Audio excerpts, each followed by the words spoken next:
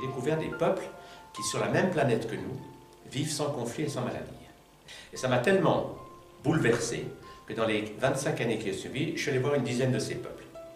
Qui? C'est des peuples loin des civilisations. Ils ne vivent pas dans les villes, les métropoles, non. Dans tous ces peuples, j'ai retrouvé la même chose, c'est qu'à n'importe quel âge, quand ils ont une émotion, ils redeviennent un enfant de 3 ans. Et comme ils libèrent leur peur, leur colère instantanément sur le champ, ben, le reste du temps, ils sont au calme.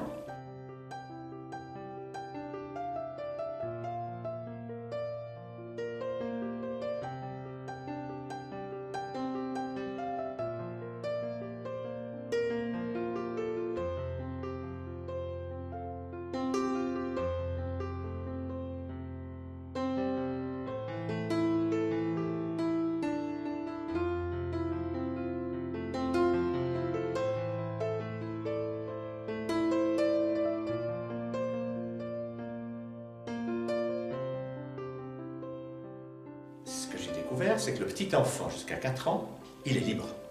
En fait, comme il est relié à son corps de lumière, il n'obéit qu'à lui-même.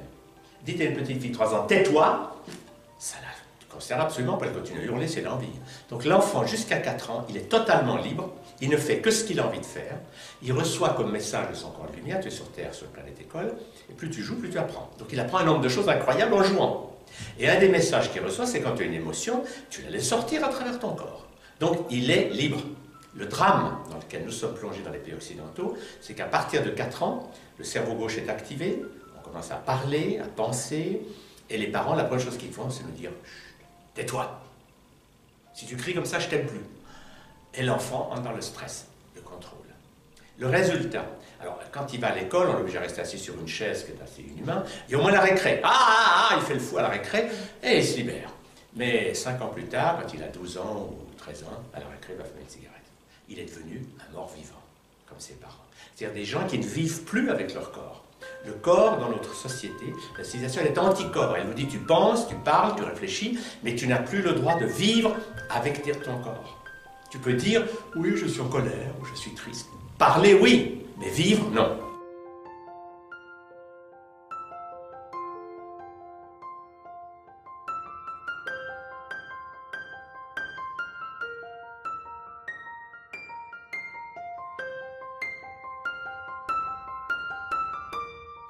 Toutes ces émotions, pour qu'elles sortent, il faut que votre corps bouge.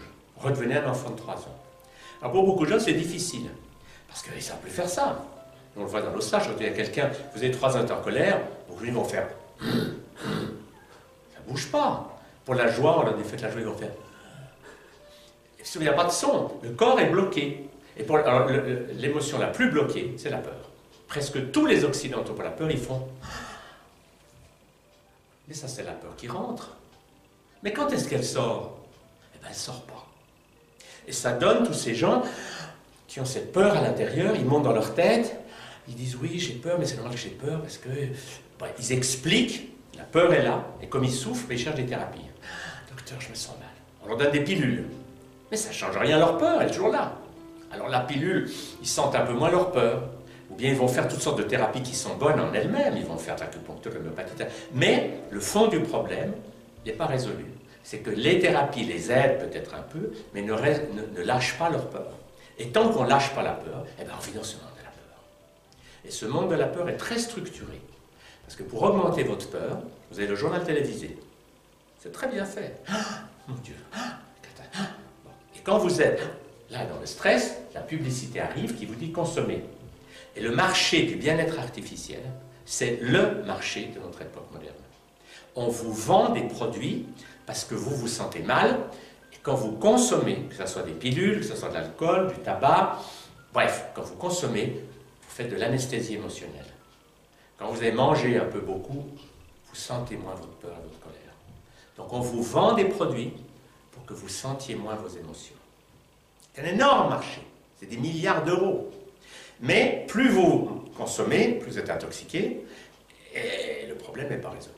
Donc c'est capital de pouvoir libérer ses émotions à travers le corps. La très bonne nouvelle, c'est qu'au moment où on libère les émotions à travers le corps, eh bien, le corps va faire tout ce qu'il faut pour bien fonctionner, notamment tous les médicaments du monde et toutes les drogues illégales, le corps sait les faire. Mais il ne peut pas les faire quand on refuse d'avoir un corps. Donc dès qu'on va lâcher ses émotions, le corps va fabriquer tout ce qu'il faut pour qu'on se sente bien. C'est extraordinaire de comprendre ça. La douleur, par exemple, ça peut arriver. Mais regardez un enfant, s'il se fait mal, il se coince le doigt dans la porte. Il ne dit pas, il faut aller faire une radiographie chez un médecin. Non! La douleur crée une émotion. Et cette émotion, il la lâche. Il crie, il pleure, il hurle, il bouge dans tous les sens. Et 30 secondes après, il n'a plus mal. Alors que font les adultes? Ils sont mal, ils gardent l'émotion et ils souffrent. Et certains souffrent très longtemps. Parce qu'il faut que l'émotion sorte du corps. La nature a prévu que ce soit le corps qui l'exprime. Alors pour la peur, par exemple, on enseigne un exercice très simple, mais extraordinaire, qui change vraiment la vie des gens. C'est que cette peur, au lieu de la garder, on va l'inspirer, on va l'accepter, on l'accueille, la mienne et celle des autres. Puis quand je sens que je suis plein de peur, au lieu de monter dans ma tête et de réfléchir à quelque chose, je vais la lâcher. Pour ça, je vais tirer la langue, faire un son et laisser tout mon corps vibrer. Donc l'exercice, c'est comme ça.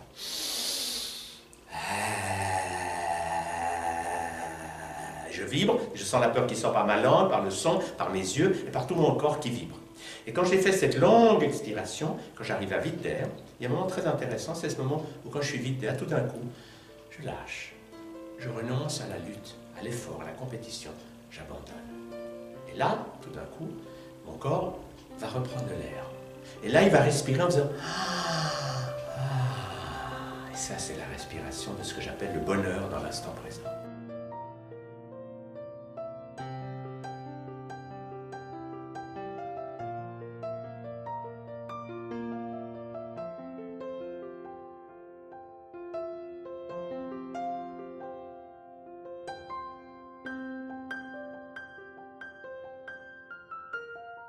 C'est important ça parce qu'aujourd'hui, une personne sur deux dans la société moderne va faire un cancer.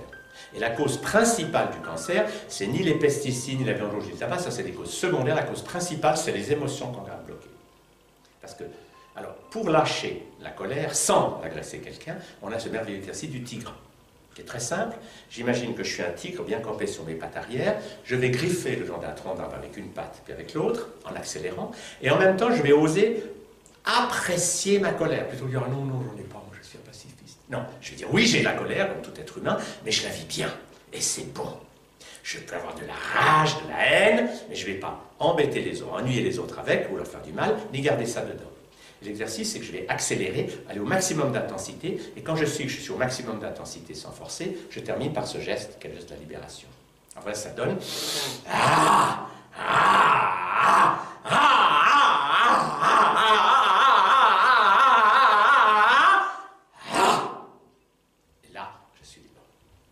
Et ce qui est extraordinaire, c'est qu'une fois qu'on a lâché sa colère, eh bien, on est tout à fait naturellement dans ce qui est notre émotion de base, qui est la joie, l'amour, le bien-être.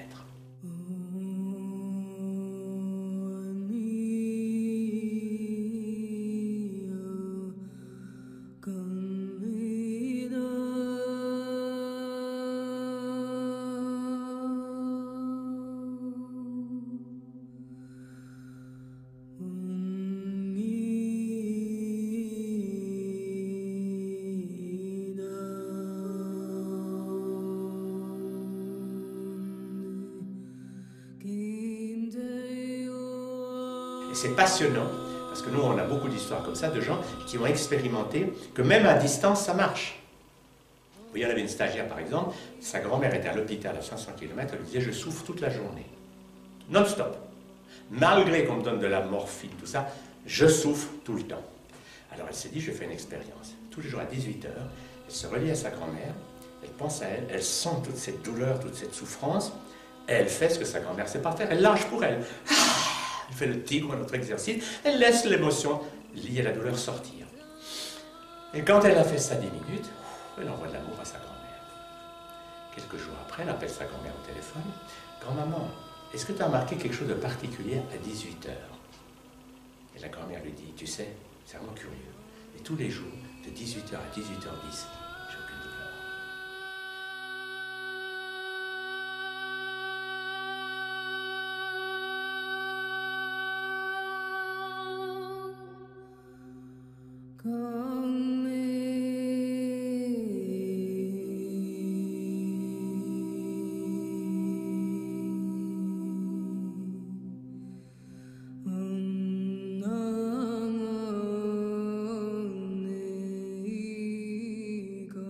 Mais l'étape d'après, c'est ce qu'on appelle, nous, une danse de libération. C'est laisser le corps bouger comme un enfant de 3 ans. Un enfant de 3 ans, s'il est triste, il ne dit pas « je suis triste ». Non, il y a du son et du geste. Et ça bouge. Alors la clé, c'est que ça doit bouger avec un son qui change tout le temps et un corps qui bouge sans répéter 2 fois le même geste. Parce que dès qu'un geste est répété, on est dans le contrôle de l'intellect. L'intellect veut ou que vous soyez complètement immobilisé, à souffrir, ou si vous faites quelque chose en boucle. Si je suis en colère et que je fais ça ne libère pas. La libération émotionnelle, c'est être vivant. Être vivant, le propre de la vie, c'est que ça change tout le temps. Donc quand ça change, je vais lâcher. Et au moment où je lâche ma tristesse, la colère, avec des gestes et des sons, eh bien je laisse les émotions sortir. Voilà le concept. Et une fois que j'ai lâché les émotions négatives, peur, colère, tristesse, il y a des variantes, mais ensuite, qu'est-ce qui reste? La joie. Et là, il va falloir danser ma joie, parce qu'il faut aussi la danser. Si je garde la joie bloquée à l'intérieur, non, je vais danser ma joie, je vais me sentir bien. Et c'est là que j'ouvre les portes du ciel.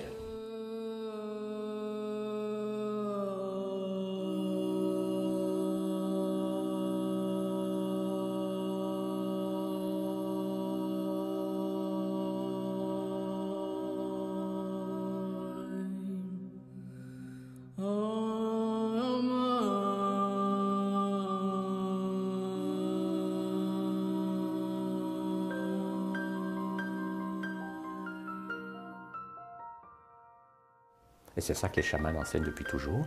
Ils ne disent pas, tu dois croire ça, tu dois voir Jésus comme ça, ou Bouddha comme ça. Enfin, ils n'ont pas ça, ils disent pas ça. Ils disent, on danse d'abord, on lâche nos émotions, je prends mon tambour, et tu vas voir toi-même.